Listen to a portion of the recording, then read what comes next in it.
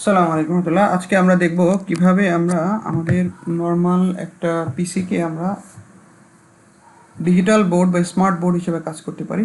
তো এর জন্য প্রথমে আমি যে সফটওয়্যারটা দিয়েছি এই সফটওয়্যারটাকে আমরা এক্সট্রাক্ট করে নিব। আমি যদি এখানে এক্সট্রাক্ট করি, তো এক্সট্রাক্ট করার পরে আমার একটা ফোল্ডার তৈরি হবে, যে ফোল্ডারের ভিতরে আমার এইটা হচ্ছে আমার মেইন ফাইল। তো আমি যদি বারবার এখানে ঢুকতে আমার কষ্ট হয়, সেক্ষেত্রে আমি যেটা করতে পারি, এটাকে আমি সেন্ড টু ডেস্কটপ দিয়ে দিতে পারি। তো ডেস্কটপে আমার একটা শর্টকাট কি তৈরি হবে। তো এরপরে আমি শুধু এখানে ক্লিক করলেই হবে। তো এখানে ক্লিক করলে আমার দেখেন এখানে একটা স্টার্ট মেনু তৈরি হবে। তো এই কোণায় দেখেন একটা জাস্ট একটা স্টার্ট মেনুর মতো তৈরি হয়েছে। তো আমি যেখানে এটা অন করতে চাই, মনে করেন যে আমি এটা স্লাইড দেখাবো, স্লাইড দেখানোর সময় আমি যদি এটা অন করতে চাই, তো আমি তখন অন করতে পারবো। তো আমি জাস্ট এখানে এটা জাস্ট ছোট্ট আকারে এরকমই থাকবে। আমি এখানে স্টার্টে ক্লিক করলে আমি জাস্ট পেন যদি নেই, তো পেন নিয়ে আমি এটাকে জাস্ট ড্র করতে পারবো। যে কোনো জায়গায় আমি ড্র করতে পারবো। ইভেন হচ্ছে যে এখানে সমস্ত টুলই আছে, আমি এখানে যে কোনো টুল নিয়ে আমি ড্র করতে পারবো। বা আমার এখানে হাইলাইটগুলো আছে, এগুলো পারবো, কোনো কিছু লিখতে পারবো। আবার হচ্ছে যে এটা জাস্ট শর্ট কি হিসাবে আমরা F9, আমি যদি এখানে F9 ক্লিক করি, আমার কি কম্পিউটারের কিবোর্ড থেকে করলাম, F9 ক্লিক করার সাথে সাথে এটা চলে যাবে।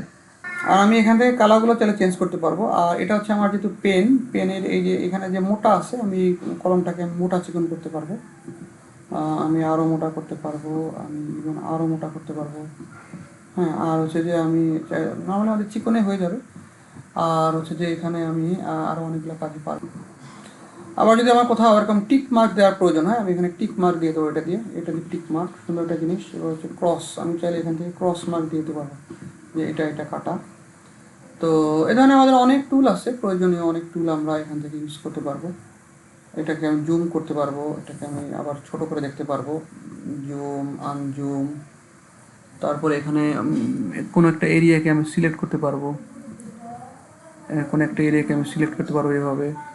এরপরে কোনো একটা এরিয়াকে এভাবে সিলেক্ট করা যাবে। এটা একটা এরিয়া ওয়াইজ জুম হবে এটা দিয়ে। তো এই ধরনের আমি অনেক কিছু করতে পারবো আমি এই টুলটা দিয়ে। আবার এটা হচ্ছে আমাদের অ্যারো, যদি আমাদের অ্যারো প্রয়োজন হয়, এটা অ্যারোর প্রয়োজন হয়। আচ্ছা, এই প্রত্যেকটা জিনিস আমি চিকন করতে চাইলে জাস্ট এটা দিয়ে দিলে আমার চিকন হয়ে যাবে, ছোট্ট হয়ে যাবে। আর যদি আমি এটা একটু মাঝারি করতে চাই, এটা দিলে আমার ওই মাঝারি হয়ে যাবে। আবার পেনে ফিরে আসতে চাইলে এটা দিলে আমার পেন হয়ে যাবে। তো এরপরে স্লাইডে যাওয়ার জন্য আমাকে জাস্ট ডানে ক্লিক করতে হবে। এরপরে আমি জাস্ট মাউস ঘুরালে নর্মাল হিসেবে কাজ করবে। আর যখনই আমি এইটা ক্লিক করবো, স্টার্ট ক্লিক করবো, তখনই আমার এই টুলটা স্ক্রিনটাকে ফ্রিজ করে দেবে। এরপর স্ক্রিনের উপরে এরকম করবে। আমি চাইলে স্ক্রিনটাকে পরে সেভ করে নিতে পারবো। জাযাকুমুল্লাহ, আসসালামু আলাইকুম ওয়া রাহমাতুল্লাহি ওয়া বারাকাতুহু।